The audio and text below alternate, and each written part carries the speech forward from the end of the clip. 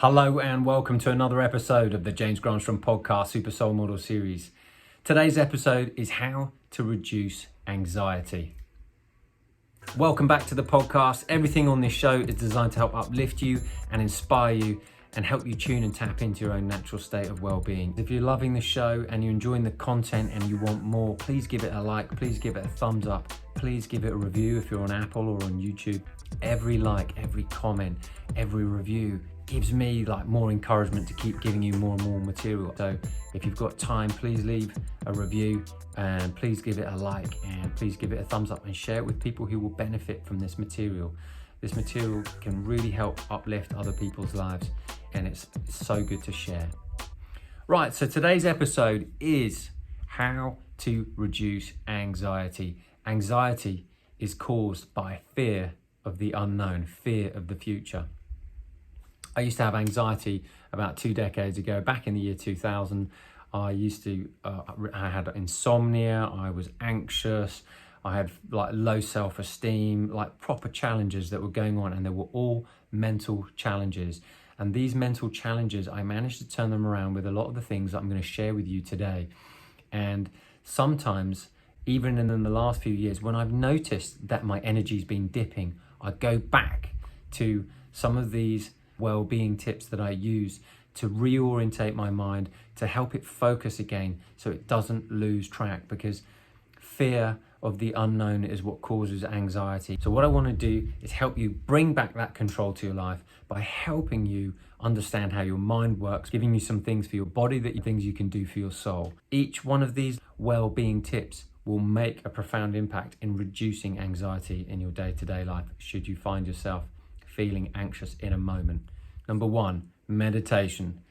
Meditation is so profound to reduce anxiety because it helps you focus on the present moment. And with meditation, it quietens the thought noise, it quietens the mind. So having a daily meditation practice is so helpful to reduce anxiety. And that's why I created a program called 7 Ways to Meditate in 7 Days. And you can go over to my website and sign up for that free course straight away. So meditation is absolutely profound in reducing any form of anxiety because it helps reduce the thought noise that you have, spending too much time in your head. And it helps you get out of your head, relax that noise, begin to quieten the thoughts and allow your natural energy to rise. So meditation is really, really helpful to reducing anxiety. And with that meditation is deep breathing. So long, deep breaths. Deeper breathing really helps reduce anxiety because when you have shallow breathing, that's more of the panic style of breathing. So longer, deep, slower breaths help soothe the nervous system. And that's why meditation and deep breathing are such a wonderful place to begin. Number 2, long walks, getting outside into nature, getting outside, walking around the block, whatever it takes, just get outside, get some fresh air in the lungs and walk it out. The reason being is because when you walk, you're moving your body and you're spending just a little less time in your head. Number 3, now if you're in an anxiety moment, straight away, I would recommend counting to 60. 1, 2, 3, 4. The reason being is because when you count, what it's doing is it's allowing your mind to focus on one thing. So counting to the number 60, you might not even get that far. But if you count to 60, what it's going to do is cause you to focus. And focus changes your state. And when you change your state, you change your emotional output. And when you change your emotional output from maybe anxiety to feeling calmer, then you've changed your state. And then that's all it takes. Maybe it's as little as counting to 60, but try it. You may get as far as 30. But counting to 60 has really helped me on previous occasions when I felt real anxiety welling up in me in a moment. It just helps you soothe, it helps you focus, it helps you calm, cool, and collect yourself. The next thing is getting some sunshine on your face. Getting sunshine on your face, particularly here on your forehead, is absolutely crucial to being able to create a sense of well-being, because when you're getting the sunlight on your face, particularly on your forehead every morning, if you can, what that's going to do is boost your well-being receptors. It's going to boost your mood. And when the brain is receiving lots of warm sunlight, it makes you feel good. And that is why sunlight is so helpful. Now, if you're not able to get out into the sunlight, sometimes they have things like light lamps. If you are in dark country and winter's really bleak, just spending time, just sticking your head out the window or near a window, just try and get near light and get your face basked in some sunlight of some sort. Number 5, exercise. Most stress is caused in the head. In fact, all stress is caused in the head.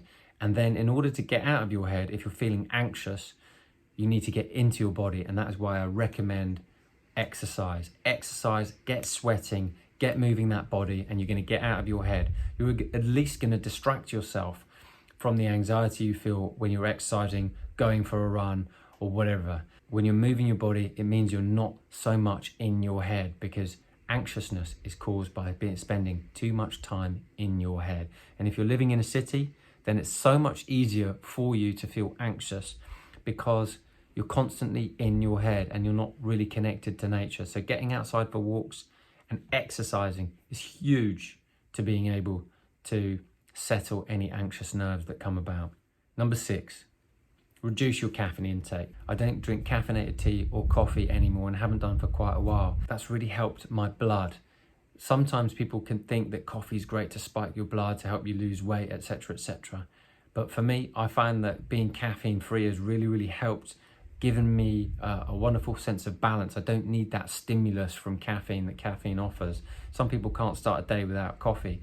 But if you're really anxious, I would probably limit caffeine intake completely into your body right now until you stabilize your energy. Your energy needs to become stable and calm and centered, and caffeine will act like giving you spikes. So what you need to do is to be able to naturally raise your energy rather than just get the spikes that caffeine can do artificially through a stimulus. That's why meditation's so good, because it helps you naturally raise your energy. Number 7, cold showers. Cold showers are very helpful for being able to force you into the present moment and get you out of your head. Wim Hof talks a lot about cold showers and cold therapy, and I love Wim Hof and I love his message. Now, when you first start doing cold showers, what I tend to do is this: hot shower for a minute or so. I start off warm and then I finish cold for up to 30 seconds, and I start building that 30 seconds over a week into the next week, hopefully into a minute, and then hopefully a minute and a half the week after. Now, you never ever really get comfortable with the cold. You never just go, oh, I love cold. Oh, I really love cold showers. It doesn't work like that. For me, it's always, I'm absolutely startled into the cold. It wakes me up, it shakes me, it makes me present, it puts me in my body. And when I'm in my body, I'm not in my head, which allows my head to be absolutely clear. And there's no room for anxious thoughts in your head if you're having shock cold therapy. So just in order to get going, you might wish to do hot, cold, hot. And I do the cold for roughly 20 to 30 seconds just to get going. And then maybe in the second week, once you've got a little bit more acclimation to it, you might just want to just finish on the cold altogether. But just start bringing in cold showers. Start small, make it incremental, but do it every time you have a shower, because you're going to notice you're going to have a lot more energy to start with. And number 2, you're going to be less in your head, and you're going to be allowing your mind to be absolutely clear, where no anxious thoughts will reside. Because when your mind is clear, your natural energy rises and you feel great. So the cold showers is really great for that.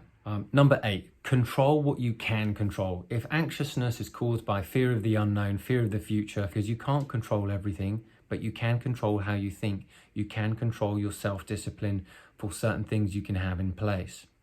So that is when I start to play this game and introduce this game. This is like a mindfulness game that you can use to start changing the inner dialogue going on inside of your mind when anxiousness arises in your day.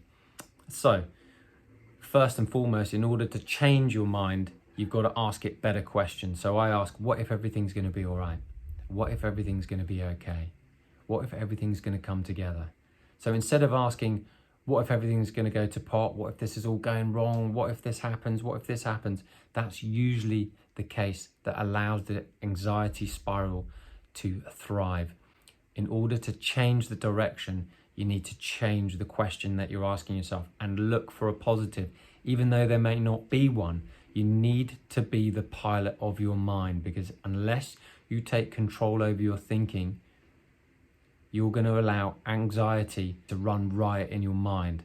So take control of the reins, take control of your steering wheel by playing a what if game, and say those gentle, easy sentences for about up to a minute and a half, and then you will eventually start to settle that anxiety down. And when you do, you know you've done a good job. So when you change the way you think, you're going to change the way you feel. And when you change the way you feel, you're going to change the way you vibrate. And when you change the way you vibrate, you're going to feel better in your body, and you're going to have a different feeling and different results and different events coming to you. I remember when I was really, really challenged and really anxious about work and what was coming to me next, I would play this game, and it was incredible to see what happened as a result in that day after just playing the what if game. What if this all worked out? What if everything came together? It was amazing. And this has constantly been a little hack, a mind hack, a well-being tip that I use regularly to focus, to create some focus that will help. You know, Shakespeare said life is but a comedy of errors. And the reason why he said that is because when you've got hindsight, you can look back on all the things that you did that caused you so much trouble and pain. And, you know, when you get to a certain point where you feel a lot more relaxed, a lot more calmer, despite challenges, and there are always going to be challenges in the world, there's always going to be a challenge in your life of some sort, there's always going to be something.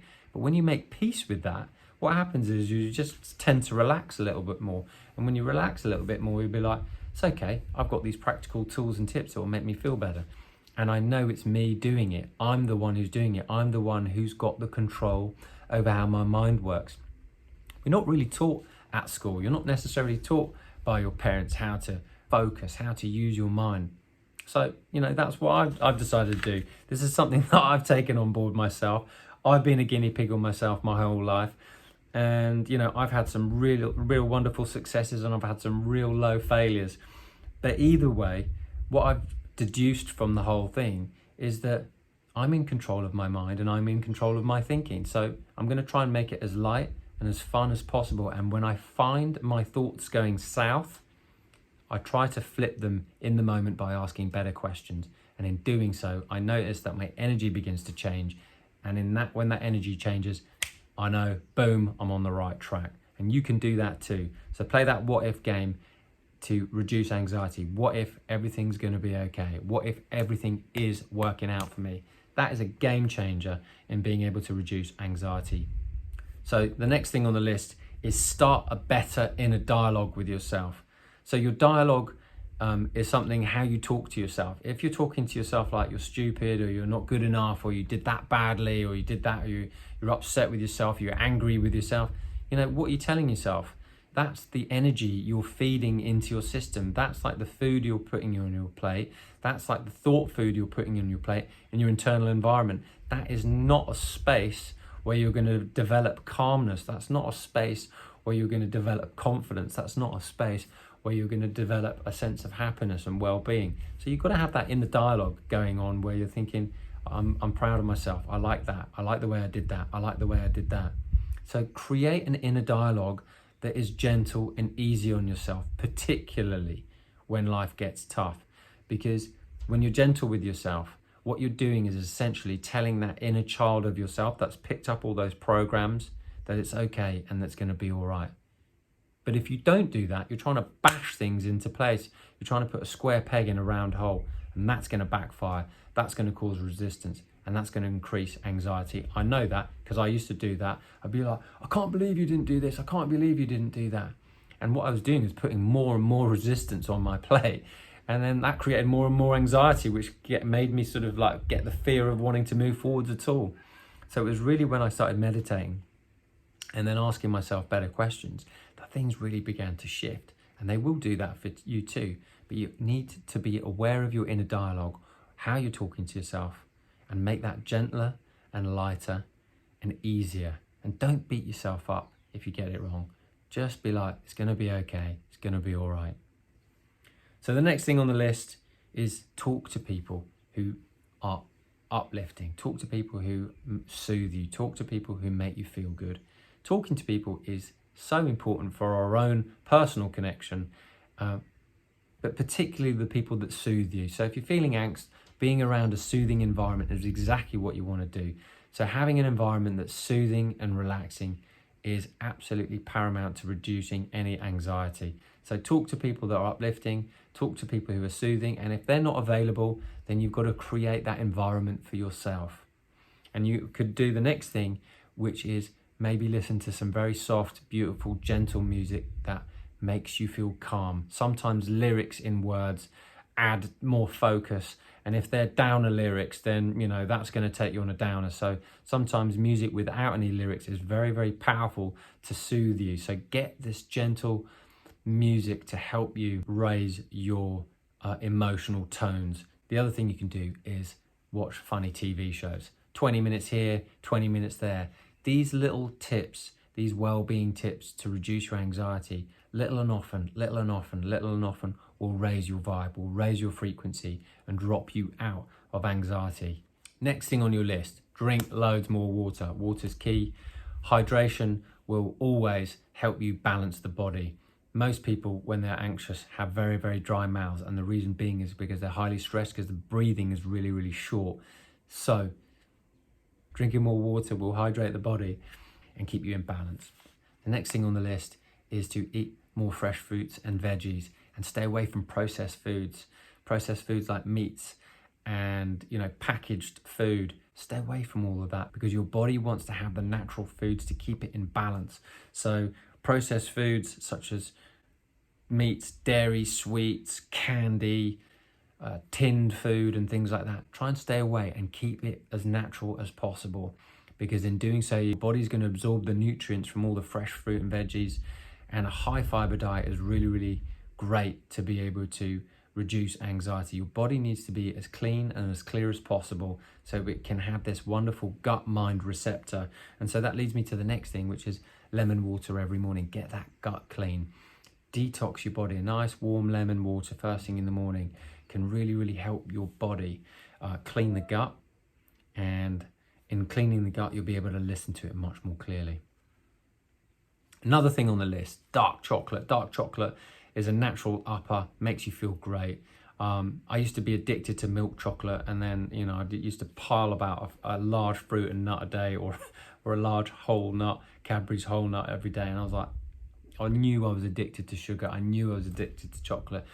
And it was only when I began to eventually shift milk chocolate to dark chocolate that I really thoroughly enjoyed the benefits that dark chocolate gave. So good cacao can do great, but 85% dark chocolate is great because there's so many benefits to having dark chocolate. It creates a natural feel-good receptor in the brain and in the bloodstream. The next thing in terms of food that are great to help reduce the anxiety, food-wise, which is great, is have a look into omega-3, 6 and 9. Omega-3, 6 and 9 is something that I love to incorporate in my diet. Omega-3 is great for the brain, 6 great for the ligaments, and 9 for the muscle tissue. So all of those omega-3, 6 and 9 at a ratio of 2:1:1. I read a book years ago by Udo Erasmus called Fats That Heal, and I love his product, the omega-3, 6 and 9 oil. Now it's a vegan blend of oils, but it is absolutely brilliant for getting the healthy fats inside of the body. He goes into a great explanation of Fats That Heal in his book, so check out that book, understand a little bit more about it. But I've noticed that since me having this particular supplement of omega-3, 6 and 9, I've noticed that any anxiety is a thing of the past. Next thing that's great for reducing anxiety is turmeric. So I start making these little turmeric smoothies.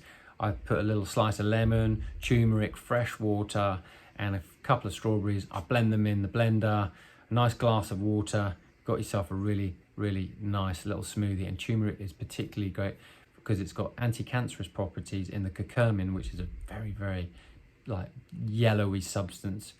But turmeric is also great for reducing any stress, any anxiety. And the next thing that's soothing to reduce any anxiety are things like chamomile teas. Chamomile tea is very, very soothing. It helps you relax. It helps you fall asleep. The next thing on the list to help reduce anxiety is stretching. When we're all tight, it also means that our mind is tight. So the body is a reflection of the mind. So the more flexible you become, the more flexible your mind is. I've been doing a daily stretch for nearly 2 decades now, and it's been absolutely great to be able to touch my toes, do back bends and things like that, because I've just done a daily little stretch every day, and it only takes me about 20 to 30 seconds. Stretching, doing some yoga or Pilates is really great to help let your mind become flexible, because if you have an anxious mind, it also may mean your mind is inflexible at the moment and you need to allow it to become more flexible. So starting in a practice in your body where you become a little bit more flexible is a great way to start. Anxiety is quite a funny thing, because once you understand your mind, once you understand how it works, once you understand you're in control of how you think, you have the power to discern a better feeling thought than another. So the key word to reduce anxiety is to find a thought that feels better than the one that you had before. So if you can look for little positive aspects of things that are working out for you, that was a blessing in disguise. That was a blessing in disguise. You realize that the mind will play tricks on you the whole time. And the mind is hilarious. The mind will really play tricks on you if you give it permission to run your life rather than you be in control of it. You know, I've talked about it in previous podcasts before, but if you let your mind on autopilot, it's just going to keep thinking and feeling what you'd been thinking and feeling before, because like attracts like. So thoughts that feel better attract more thoughts that feel better. It's like that monkey mind syndrome. If you don't focus on it, the monkey mind is going to jump from one thought to the next, to the next, to the next. And if it's negative, and if it's anxious, if it's fearful of the future, if it's uncertain, what's going to happen is that your emotions are going to go with it.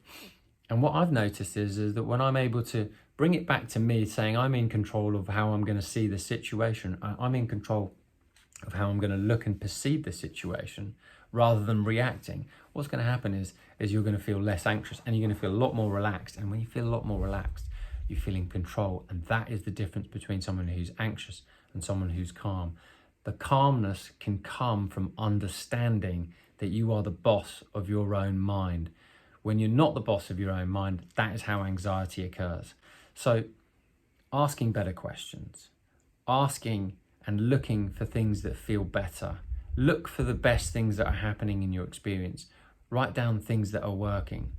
You don't need to know the whole route of how everything's going to unfold for you. But what you do need to do is be in control of how you're thinking and feeling. When things really start working out for you, it's because you've created a positive momentum. So you need to interrupt and break that pattern of the worry cycle that's going on.